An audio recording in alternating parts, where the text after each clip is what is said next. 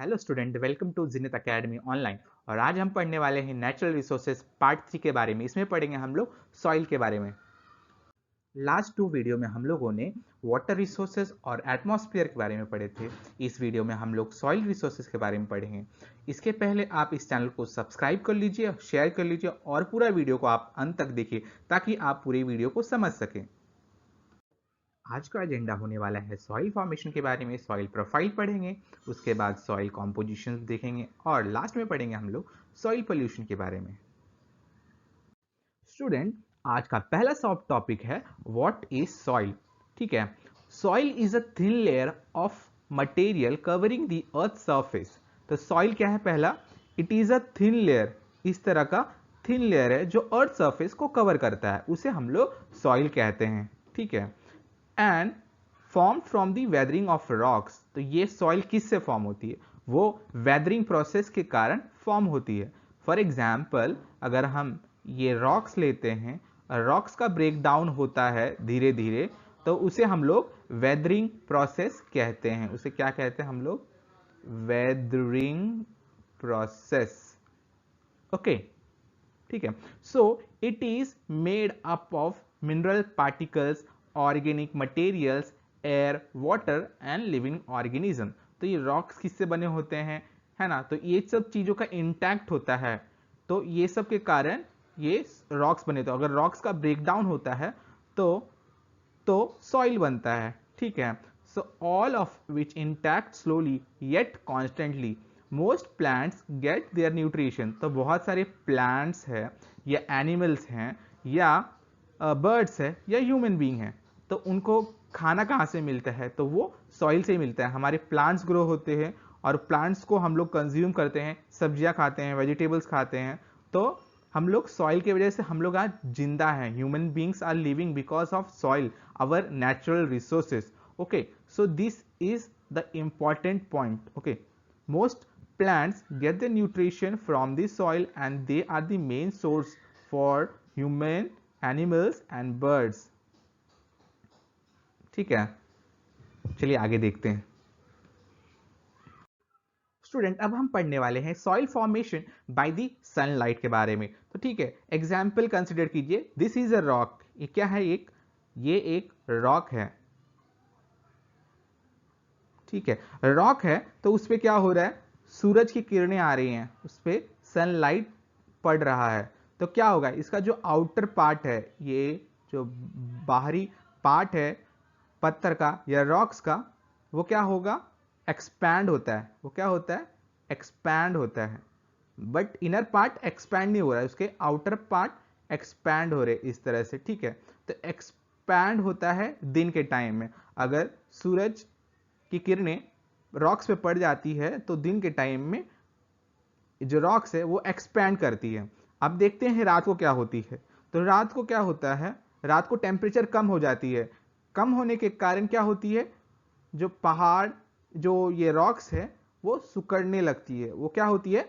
सुकड़ने लगती है। इस तरह से सुकड़ जाती है। जो आउटर पार्ट है वो सबसे जल्दी सुकड़ती है, मगर इनर पार्ट सुकड़ती नहीं है। ठीक है, तो क्या होता है? ऐसा प्रोसेस हर दिन होता है, हर दिन होता है। ऐसा होते होते बहुत सालों तक, उसके बाद कुछ दिन के बाद ऐसा क्रैक्स पड़ने लगते हैं। इस तरह से रॉक्स पे क्रैक्स पड़ने लगते हैं। ठीक है, तो धीरे धीरे कुछ पार्ट्स इसके जो रॉक्स के हैं वो क्या होंगे? वो दो भाग में या दो हिस्सों में बढ़ जाती है इस तरह से। जैसे कि ये क्रैक्स है, तो अभी क्रैक्स दो भागों में बढ़ जाएगी। ये पहाड़ है या रॉक्स है। ठीक है, तो इस तरह से दो पार्ट्स बना लिया। तो फिर इसका वापस क्या होगा? उसी तरह से सेम प्रोसेस फॉलो होगा। तो इस तरह से वो स्मॉल स्मॉल पार्ट्स में बढ़ते जाएंगे। उसके बाद क्या बन जाएंगे? सॉइल बन जाएंगे। इसका क्या हो जाएगा? सालों के बाद ये सॉइल फॉर्म हो जाएगा। ठीक है, ओके। तो सॉइल फॉर्मेशन इस तरह होता है, सनलाइट के थ्रू। ओके, ये फर्स्ट फैक्टर था सॉइल फॉर्मेशन का, through sunlight. Soil formation by the water. ठीक है, इसके पहले हम लोगों ने यह देखा कि सॉइल किस तरह से सूरज की किरणों से फॉर्म होता है। इसमें हम पढ़ेंगे वाटर से किस तरह सॉइल का फॉर्मेशन होता है। ठीक है, इसमें देखेंगे हम लोग वाटर। एक दिस इज अ रॉक। ये क्या है? एक रॉक है। This is rock. ठीक है, रॉक में क्या हुआ है, ये वाटर कुछ बारिश हुई, बारिश के कारण इसमें रॉक्स में पानी प्रवेश करता है और पानी क्या होता है इसके अंदर स्टोर रहता है। ठीक है, स्टोर होता है, ऐसा बहुत दिनों तक रहता है, तो उसके कारण क्या होता है इसके अंदर एक पानी एक ये क्रिएट करता है, क्रैक्स क्रिएट करता है इस तरह से। फिर सेकेंड पार्ट, थर्ड पार्ट में आप देख रहे हैं कि किस तरह से पानी ने इस रॉक्स को ब्रेक डाउन कर दिया है और लास्टली और फाइनली इसका पूरी तरह से ब्रेक डाउन हो जाता है इस रॉक्स का। तो इसी तरह से ये सॉइल फॉर्म हो गया। देखिए ये क्या है, छोटे छोटे गिरे हुए, ये क्या सॉइल बन गया है, ये सॉइल फॉर्म हो गया है। ठीक है स्टूडेंट, तो वापस मैं रिपीट करता हूं कि ये एक रॉक्स है, रॉक्स के अंदर पानी है, पानी क्या करता है धीरे धीरे रॉक्स को काटते जाता है। तो धीरे धीरे आप पे सेकेंड डायग्राम में देख सकते हैं किस तरह से पानी का प्रवेश इस रॉक्स के अंदर हो गया है और रॉक्स पानी क्या कर रहा है, रॉक्स को काट रहा है। तो इस तरह से ये आप थर्ड इमेज में देख सकते हैं किस तरह से पूरी तरह से इसको काट दिया है रॉक्स को और फाइनली एक रॉक्स का दो पार्ट हो चुका है। इस तरह से ही वाटर के थ्रू ये रॉक्स का सॉइल फॉर्मेशन होता है। ठीक है ना स्टूडेंट। अब देखेंगे हम लोग soil formation by the wind. ठीक है, तो फर्स्ट इसमें हम लोग ने सॉइल फॉर्मेशन होते हुए देखा था कि सनलाइट के थ्रू किस तरह से सॉइल का फॉर्म होता है। सेकंड में देखा किस तरह से वाटर भी एक वाइटल रोल प्ले करता है सॉइल फॉर्मेशन में। अब हम देखने वाले हैं बाय द विंड से। ठीक है, strong winds also erode the rock downs. ठीक है, इस तरह से आप इस डायग्राम में देख रहे हैं या इस वीडियो में देख रहे हैं किस तरह से रॉक्स का ब्रेक डाउन हो रहा है, विंड्स फ्लो हो रहा है इस तरह से, इस डायरेक्शन में विंड फ्लो हो रहा है।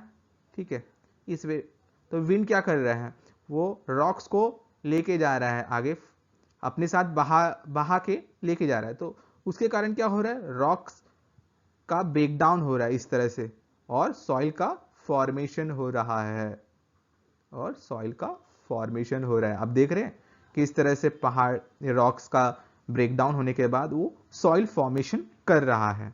ठीक है, तो ये था soil formation by the wind process.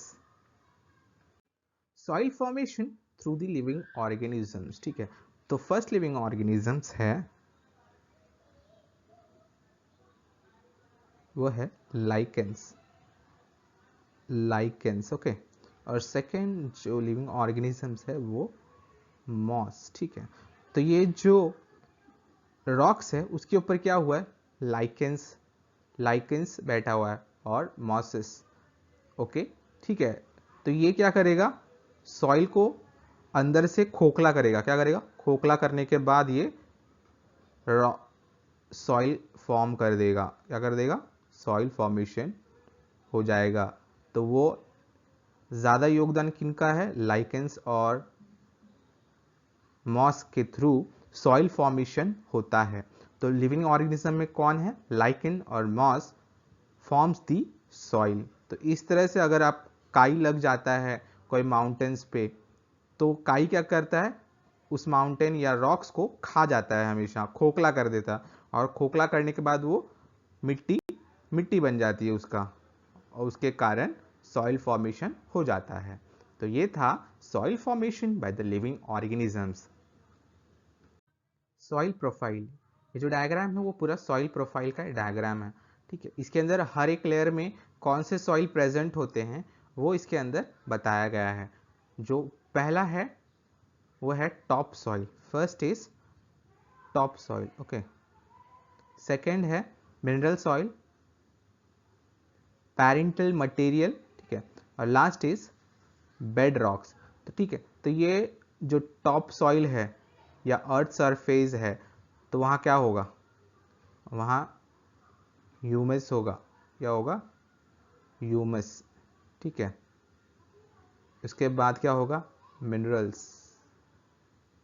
Minerals contain होंगे और साथ में ह्यूमस भी प्रेजेंट होगा। ठीक है, उसके बाद ये जो दिख रहे हैं parent material, that means partly partly rocks होंगे। क्या होंगे, पार्टली रॉक्स। ओके, और जो बेड रॉक्स है दैट मीन्स पेरेंट रॉक होंगे, मतलब इनका कोई टुकड़ा नहीं होने वाला है, ये होल रॉक होने वाले हैं। तो ये है सॉइल प्रोफाइल के बारे में, जो आप पूरा देख रहे हैं ये पूरा है वो सॉइल प्रोफाइल है। ठीक है, ये जो फर्स्ट लेयर है, ये जो फर्स्ट ऊपर के 2 लेयर है उसे हम लोग टॉप सॉइल बोलेंगे, उसके अंदर ह्यूमस कंटेंट होते हैं। ठीक है, और सेकेंड जो ये लेयर दिख रहा है आपको, ये पूरा लेयर दिख रहा है इस तरह से, वो मिनरल सॉइल्स होते हैं, उसके अंदर मिनरल सॉइल मिनरल कंटेंट्स होते हैं। ठीक है ना, तो हम लोग कभी भी देखेंगे तो हम लोग मिनरल एक्सट्रैक्ट करते रहते हैं, जैसे कि इंडिया में झारखंड में एक्सट्रैक्ट होते हैं मिनरल्स, है ना, और अपना फिर उड़ीसा होते हैं, छत्तीसगढ़ में ये सब क्या एक्सट्रैक्शन होता है, तो ये इस लेयर से होता है मिनरल्स सॉइल्स। उसके बाद पेरेंट सॉइल है, ये क्या पेरेंट सॉइल, और जो लास्ट जो रहता है वो बेड रॉक्स होते हैं। ठीक है, तो ये है सॉइल प्रोफाइल के बारे में। Soil composition, this diagram represents the soil compositions. So 45%, what 45% is minerals, this one 45%, how much 45% contain minerals. We have 25% soil contains water, 25%, okay, this is water, this part is water, okay, and 5% it contain organics material, okay, it's contain 5% only. Air, it contain 25% air, okay. So this is all about the compositions of the soil. We have 45% minerals, remember this. We have 5% of organic materials, we have 25% water and 25% of air, okay. So this is all about the soil compositions. So now after going through the each part of the soil, now we have come to the end part, that is soil pollution. So okay, so soil pollution is due to the erosion of the soil, है ना, this is due to the eroding of soil, erosion forms the soil pollution its cause, okay. We have agricultural waste which also pollute the soil, we have a household which also pollute the soil, we have a plastics and we dumped in the ground, that too affects, we dumped the garbages, that's to also affect the soil. But basically plastic is a more dangerous for the soil, it's really not good for farming. If the soil get more polluted, we can't able to do the farming over there. So these are the main concern. If these due to this mining, we do minings, so all these will going to affect the soil and they are going to pollute the soil. So soil pollution is also one of these concern to we don't waste, we don't throw garbages anywhere on this soil, we don't throw the plastics basically.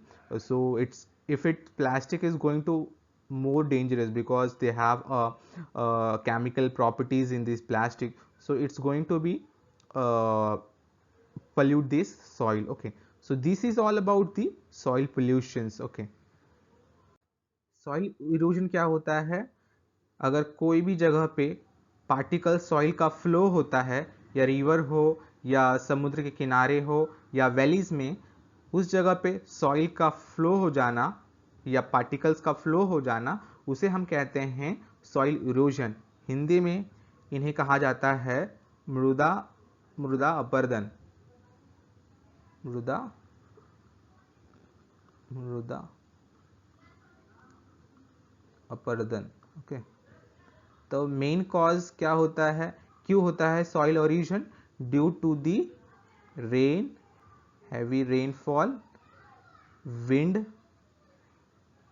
wind is the factor, okay, floods, floods, okay, agriculture, agriculture, agriculture, ठीक है। उसके बाद mining, mining, grazing, grazing of animals, ठीक है, animals. So these factors, due to this factor, the soil gets eroded,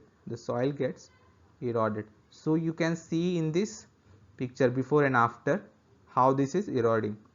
You see how this has been eroded. So to stop this erosion, we need to plant more trees near the deltas areas. Now you can take the examples of Sundarban Delta. What their deforestation is going on, and due to that, we West Bengal always hits the floods, or always there is a cyclonic. So due to that, it's going eroded. The topsoil layer is going eroded. So this is the main concern. We need to save the regions, we need to save the soil by planting more trees, and near this delta region basically. So due to that, the floods will stop. So, okay, so these are the main concern, basically deforestation, how men are cutting these trees everywhere. So due to this, the deforestation is the main concern of soil pollution, yeah, soil erosion we can call it as. Okay, so we need to save these trees, so the soil will not get eroded, whether it is a valley region, whether it is oceanic or rivers region. And we need to look over these animal grazing. Sometimes the land, it's pick up these plants over there, so there also the soil gets eroded. So these factors need to be looked upon, and we can do it by planting more trees, how that the soil can be saved, and how we can save these plant as well as the soil getting eroded. So these are these few point need, and it is the very important point. So through this we can save the soil pollution, and so this is about the soil erosion. Okay, thank you students for watching our videos. Hope you like. Please do subscribe our channel, like, share and comment.